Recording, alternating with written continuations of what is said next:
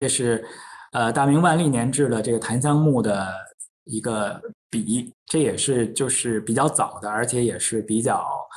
时代比较准确的啊，有这个有款制的木雕作品。这是明末清初的一个赤凤纹的笔筒，嗯这是江春波款的一个沉香木的笔筒啊，嗯。这是一个百宝嵌的云池纹的拜匣，它这个后来是被乾隆拿来放这个玉的这个带板了，啊，作为一个包装盒用了。嗯这是仿这个剔锡的啊，木质的紫檀木的仿剔锡的盒。这是一个荷叶枕，当然这是不是一个枕，现在就是还不好说啊。但它确实中间是镂空的啊，是一个枕的，大概是一个枕的形态啊，雕工是非常精美的。这个也是一个很有宫廷特色的一个包装盒，百宝嵌的啊。这个是册页盒，海无天绸题材的百宝嵌。嗯，这是我们看它这个就是非常具有宫廷特色的啊，里边是一个小多宝格，这是一个天福地的一个盖儿啊，这上面是各种材料做的百宝嵌的三多啊，所以三多就是桃佛手石榴，意思就是多福多寿多子啊。嗯，我们就是怎么说呢？这个百十件啊，也是一个很能体现这个宫廷特色的这么一种。它这个经常这个外包装盒是用木头来做的啊。时间有限，我们不仔细讲它了。我们看这是一个旅行文具箱，就折叠起来以后就是一个方的一个木盒子，但是它里边呢，你看带这么多的这个各种各样的这种工艺品。嗯这个是放那个兰亭跟兰亭有关的各种贴的这个一个插屏啊，嗯，这个前面这个雕的是兰亭图，然后这个前面的这个板拿开，里边是一个是抽屉啊，每个抽屉里边放一个贴，这是笔屏，笔屏其实是这个结合了这个笔插和砚屏的这个功能啊，这个留存的实物很少，故宫只有一对比较完整的，质量比较好的。嗯这个是雍正年制款的一个小盒啊，是仿生的灵芝式的啊，这是天然木的谢氏盒，很精巧一个印泥盒。这个是应该是仿象牙的，其实啊，它是一个活链的葫芦，完全是用镂雕雕出来的啊。这个工艺技巧是难度是非常大的。嗯，这是木雕的一个人物啊，两个人物。那左边这个还给它做了一个榻，就是用这种黑漆描金的这种做了一个榻，就组成了一个小景观的形式啊。这些都是具有宫廷特色的。嗯，如意，刚才我们也涉及了一点啊，这个三香如意是乾隆时期的一种创新啊，其实主要是为了展示上面的玉啊，如意本身反而是陪衬，这个是木质的册页啊，就是其实是非常费工费料的啊这个是另外一个比较有特色的啊，这是西藏地区进献的，就扎布扎雅木碗，扎布扎雅的是藏语的音译啊，大概是木根或者根瘤的意思。呃，从这个实物观察，有可能是就是木影，就是大概木头的那种根瘤做的啊。它是应该是藏区这个喝奶茶用的那种碗啊，它是大概从康熙开始，碗宫里进来了以后，然后一般的就会配这种木质的这种包装盒啊，然后呃，不管是康熙啊还是乾隆啊，都是很重视的，都有提示啊，就是因为它是有政治含义在里边的。嗯这是江南香木的手串啊。有这种小金珠的装饰啊。这个是陈祖章，其实是一个广东的牙匠做的一个橄榄核的小舟。我们刚才也说了，有的时候我们是把果核雕也归到这个竹木牙角里这个大的类别里面的啊。这是他乾隆2年做的啊。我们再讲牙雕工艺啊。下面因为时间比较紧了，我们就讲的快一点啊。象牙的基本性质啊，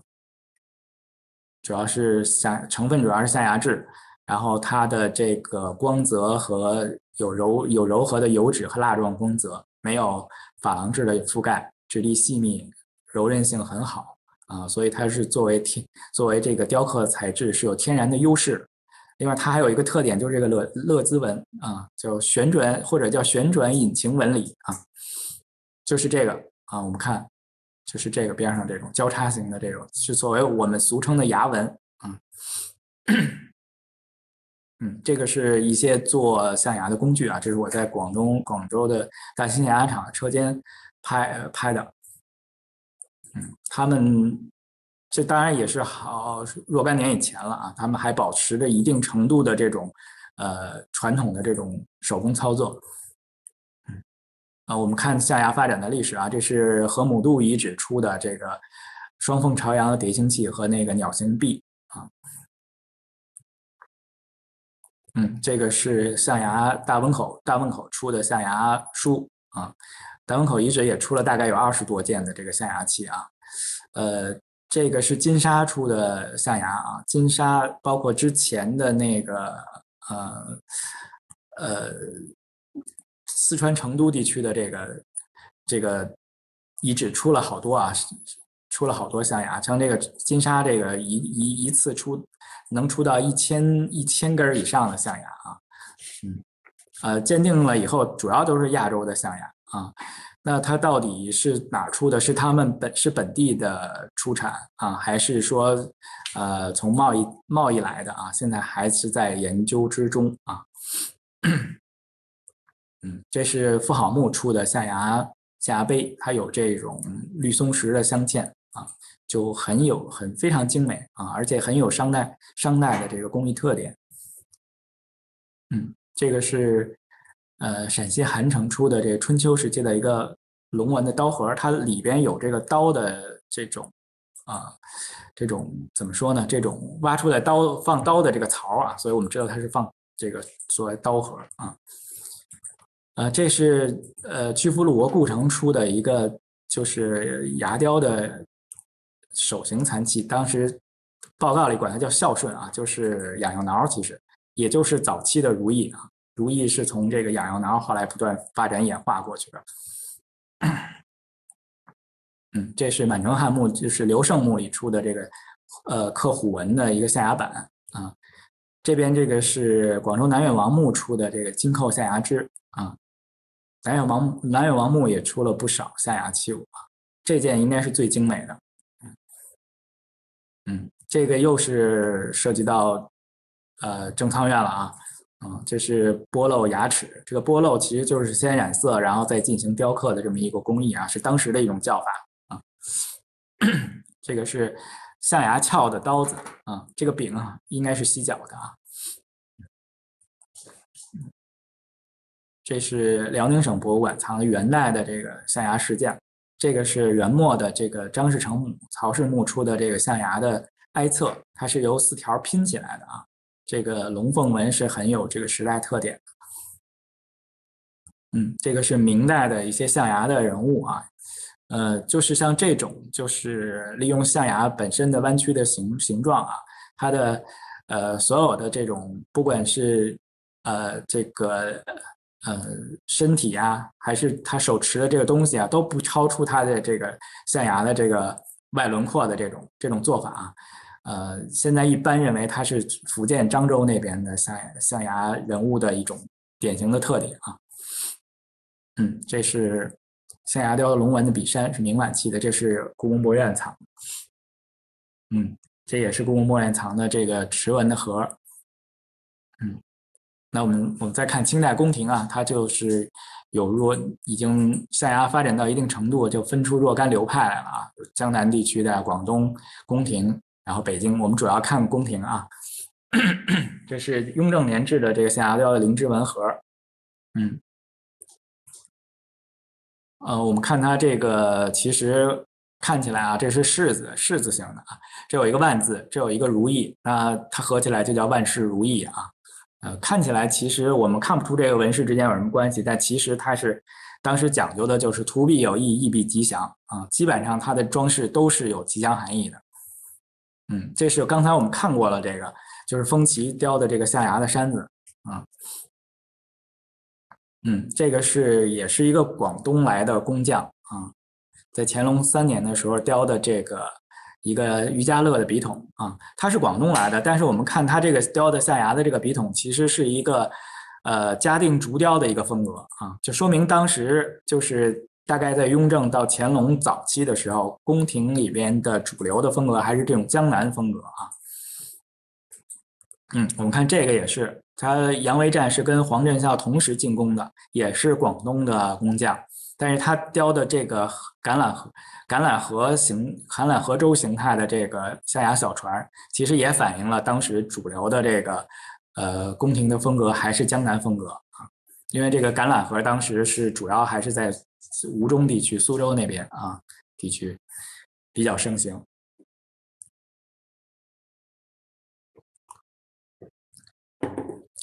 这也是宫廷牙雕的一件代表作啊，它一共12册，就是象牙雕的《月曼清游册》。它是一面是象牙，一面是这个题诗啊。我们看这个是它的就是落款啊，就是其实是像陈祖章啊、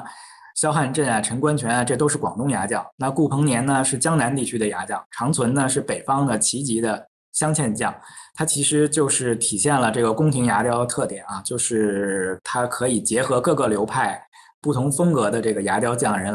来共同完成一个作品啊。我们这边是把它的这个粉本啊，就是陈梅画的这个《月曼清游册》的这个画拿出来，可以跟它这个对比一下啊。它是有怎么说呢？有简化，但是也有不同创新的地方啊。大概的那个构图是维持了原画的构图，大概从乾隆10年20年以后呢，就是广东牙匠就慢慢就多起来了，江南牙匠基本就没有了。所以呢，就像月曼清游这种，可以说就是绝唱了。它不太可能再集合这种不同风格的了，因为这个有可能是跟乾隆本人的口味和雍正不太一样有关系啊。这个是我们现在已知的，就是最晚的留有这个工匠款的这个作品啊。它这个盒其实长度只有5点多厘米啊，但是它里边有18个小盒啊，而且有的小盒里还有这种小的活链啊什么的，就是雕刻非常非常精密啊。这也是广东牙匠比较擅长的啊。这个风格就跟我们之前刚才看到的那个黄振孝的那个笔筒啊什么的就不一样了。我们看这个也是典型的广东风格的啊，大吉葫芦里边有这种活链结构，外边有这种染色啊。这是一个带有乾隆年制款的一个鼻烟壶仿生的作品，非常精巧啊。从这边看就是一个仙鹤，那底下有机关有盖儿，打开了以后有这个象牙勺，这个也是仿生的作品，鹌鹑一个喜鹊。那我们不仔细看，我们是看不出来，它其实是盒，从中间这边是可以分开的啊。它隐藏的这个口隐藏的非常好。这是另外一件啊，就是刘开百戏啊，合起来是一个石榴，然后打开了以后，里边就是有这种百戏杂耍的这种啊，这个人物非常小，已经近于这个微雕了啊。这是象牙球啊，这个大概能青中期吧，大概这个可以到，只是我们现在已知的就算是比较早的这种象牙球啊，这个风格，和我们本地不一样。原来我们认为这个象牙球应该是广东地区的特产，但是呢，最新的研究啊，就是其实象牙球有可能是受到了欧洲的象牙雕的影响啊。我们因为时间有限，我们没有太多涉及到欧洲那边的牙雕的传统啊。这个有可能是神圣罗马帝国就是纽伦堡地区的这个牙雕啊，他们比较多的做这种多层套叠的这种结构啊，有可能是受了他们的影响，广东地区才开始做那种象牙套球的。这是象牙席，这个也是比较著名的象牙，这个是也不能算牙雕作品了啊，应该是象牙工艺啊，是需要批丝的，这个过程非常的复杂，然后呢非常费工啊，也非常的费料。雍正年间其实有一度曾经他下过一个谕旨，就是要禁止采购和生产这个象牙席，但是好像并没有得到严格的执行。我们从档案里看，乾隆的时候还是地方广东那边有禁，不但广东，像河北啊、像湖北啊等地的这个地方官员都有禁象牙席啊。当然了，留下来的其实是很少的。现在已知的就是只有3张，有2张在故宫，还有1张在山东啊。应该有可能是宫廷里边流散出去的。这也是台北故宫藏的一个就是广东风格的一个题盒啊，这种戳花工艺啊，就是比较典型的广东那边的做法。这个是留有你看粤东同盛号，这是留有那个广东那边的作坊的名称的啊一个牙雕。这也是晚清时候就是给慈禧的寿礼，是用构件拼起来的，这个很大的一个景观啊，这就说明当时这个广东那边的牙雕作坊已经有一定规模了啊，它已经可以做到流水线一样的，每个工匠只负责一部分，然后最后把它组合起来啊。这是大概清晚期的一个余硕啊，它就是近乎于微雕了。一个小的插屏，这个是后来的这个是典型的这个所谓北京牙雕的作品，就是蝈蝈白菜啊。然后我们再看犀角，简单看一看啊。首先看这个犀角，主要是它的这个结构啊，它的微观结构，它的外部形态都跟普通的比如鹿角、羊角都是不一样的啊。这也是犀角能成为一个独立的工艺品种的一个基础啊。我们看，这个它横截面的这种特点啊，就是它的这个素纹，对于犀牛和犀角，我们都有一个从熟悉到陌生的认识过程啊。这是小陈于尊啊，这是道光时期在山东凉山那边出的一件青铜器啊。我们看它的这个形态，就是一个苏门答腊犀双角犀的一个形态啊，这个非常生动啊。包括这个我们本院藏的一个上面的一个耳，也是一个犀手啊。我们看它的这个形态都是很生动的，说明当时工匠对于犀牛是不陌生的啊。这个也是国家博物馆藏的一个犀尊大概是战国中晚期，也有的学者认为可能要到西汉早期啊。主要是看它这个形态是非常准确的啊，肌肉虬结，这孔武有力，就特别生动，说明当时做这个的工匠对犀牛是非常熟悉的。这是大云山出的啊，这个寻犀和犀奴啊，但是就慢慢的就随着这个犀牛在中国的越来越少，最后逐渐灭绝，那对于这个犀牛和犀角就都开始不是很熟悉，就开始有一些不尽不实的这种记录就开始出现了，尤其是犀角啊，他就认为这个中山王墓的这个座就是很明显，它这个头顶上这个角。就是如果你没见过犀牛，可能很难理解它鼻梁上的这只角啊，所以他们就把它移到头顶上了。不但移到头顶上，而且还附加了很多